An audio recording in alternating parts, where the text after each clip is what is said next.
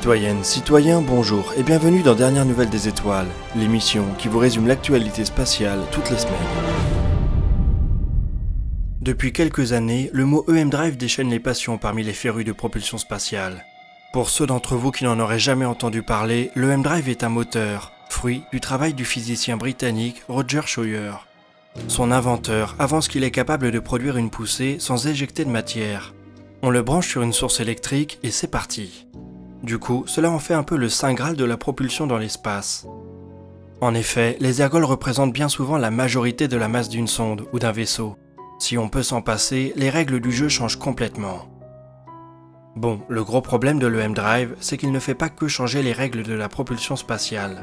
Il change également celles de la physique.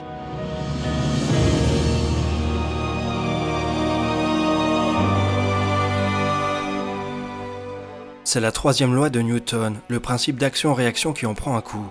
Si vous vous souvenez de vos cours de physique, cette loi stipule que les actions de deux corps l'un sur l'autre sont toujours égales et opposées.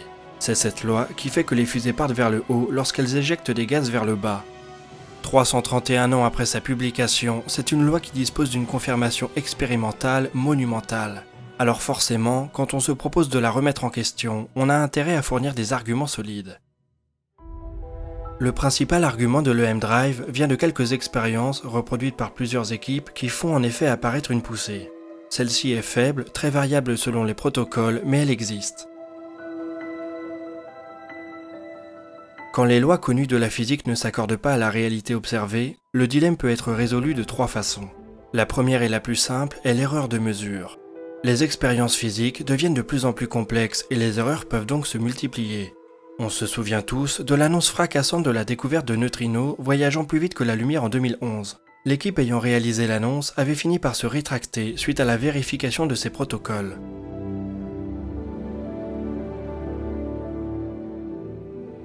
Deuxième option, il existe une partie du réel qui nous est cachée, mais qui possède une influence sur les phénomènes observés. C'est par exemple l'hypothèse qu'on fait avec la matière noire. Enfin, troisième solution, les lois de la physique que nous utilisons sont erronées ou incomplètes. Il faut donc les réécrire. Une équipe allemande qui a mené ses propres expériences avec l'EM-Drive veut amener un terme au débat. Comme tout le monde, ils ont observé une poussée. Mais un détail de leur expérimentation les pousse à réfuter la validité de l'EM-Drive. En configurant une expérience témoin qui n'aurait pas dû produire de poussée, ils en ont quand même observé une. C'est donc que la poussée ne vient pas de l'EM-Drive, mais de la façon dont l'expérience est menée. Les auteurs de l'étude penchent pour une interaction électromagnétique entre le câblage de l'expérience et le champ magnétique terrestre. On serait donc dans le domaine de l'erreur de mesure. Est-ce qu'on en a pour autant terminé avec l'EM-Drive? Probablement pas. Le moteur a ses défenseurs acharnés, et il reste possible d'argumenter que l'erreur de mesure se trouve dans le camp des Allemands. Bref, en attendant une expérience définitive, l'EM-Drive va probablement continuer à faire parler de lui.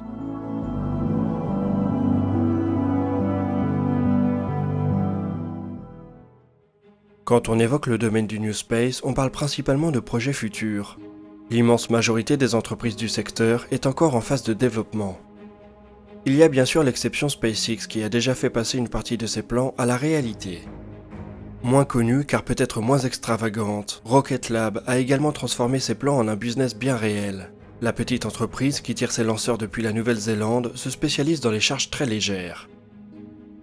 Comme beaucoup de ses concurrents, Rocket Lab espère tirer des fusées par dizaines chaque année pour s'accaparer une part du business juteux que représentent les smallsats. Mais fusée légère ou pas, placer une charge en orbite n'est pas une mince affaire.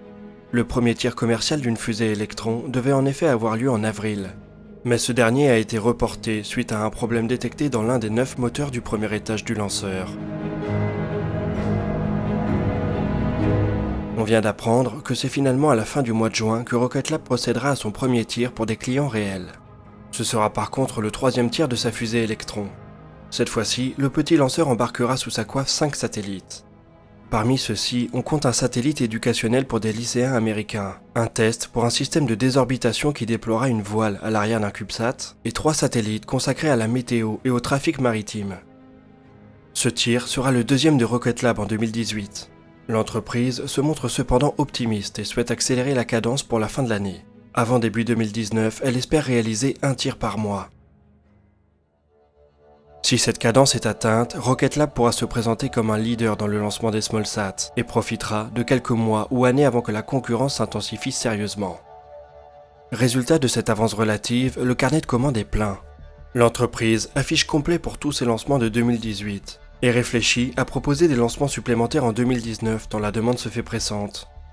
À terme, le rythme de lancement pourrait devenir vraiment élevé. Le pas de tir utilisé par l'entreprise en Nouvelle-Zélande est certifié pour des lancements tous les 3 jours. À pleine capacité, la petite entreprise pourrait donc grimper à une centaine de vols par an.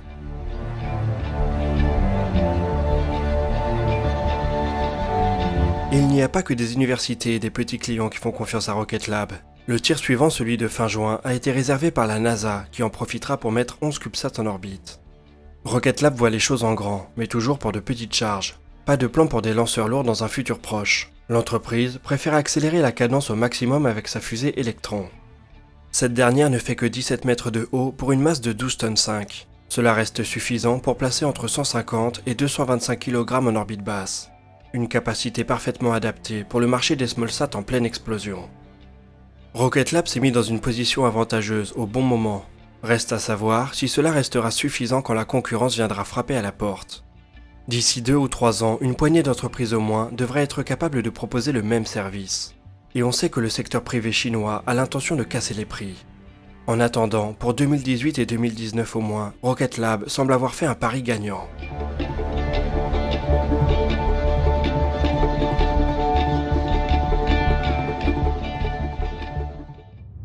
Depuis quelques années, les découvertes d'exoplanètes s'enchaînent à une vitesse toujours croissante. À défaut de pouvoir rassembler beaucoup d'informations sur elles, on peut faire jouer notre imagination avec le peu que l'on connaît. Les 7 planètes rocheuses de Trappist 1 accueillent-elles une civilisation, voire plusieurs? La vie est-elle parvenue à trouver son chemin parmi les violentes éruptions de Proxima du Centaure? À quoi ressemble une planète océan? Comment s'adapterait une civilisation sur une planète en rotation synchrone avec son étoile?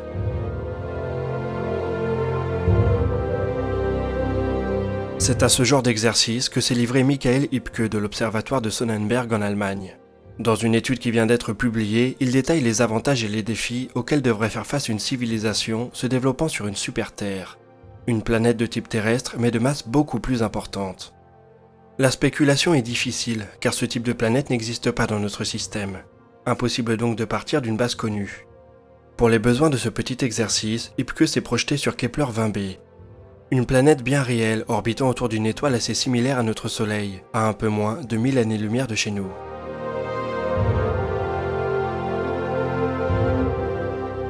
Kepler 20b est presque 10 fois plus massif que la Terre, ce qui théoriquement apporte son lot d'avantages du point de vue de la vie. Avec une telle masse, la planète a probablement un noyau actif, et donc un champ magnétique pour se protéger des radiations de l'espace interplanétaire. On imagine également que son champ gravitationnel intense aura su piéger une atmosphère épaisse. Mais ce même champ gravitationnel pourrait bien condamner une civilisation à être piégée à jamais sur Kepler 20b.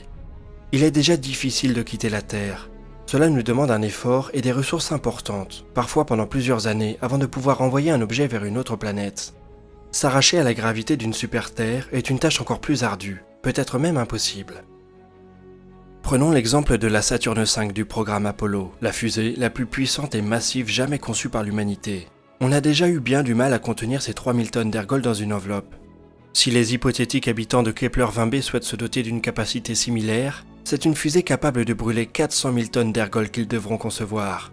Cela suppose des moteurs d'une puissance monstrueuse et des capacités d'ingénierie jamais vues. Impossible de tricher. La forte gravité de Kepler 20b aura aplati toute montagne qui aurait pu permettre de gagner quelques kilomètres. En plus de ça, l'atmosphère supposée épaisse ajouterait une traînée conséquente à une fusée déjà énorme. Bref, les super-terres sont peut-être le siège de civilisations très intelligentes et capables, mais néanmoins piégées. On peut y voir une partie de la réponse au paradoxe de Fermi. À cela, on peut cependant opposer le fait que Hipke ne se base que sur la propulsion chimique. Ces mêmes civilisations auront peut-être trouvé des réponses spécifiques à leurs problèmes. On peut par exemple imaginer que l'utilisation de ballons atmosphériques devient beaucoup plus intéressante pour grappiller quelques kilomètres dans une atmosphère dense. Notre bonne vieille Terre en tout cas n'a pas ce genre de problème. Nous pourrions donc faire partie d'une minorité de chanceux capables de quitter leur berceau parmi une multitude de civilisations condamnées à l'immobilisme. C'est en tout cas un sacré argument en faveur du vol spatial.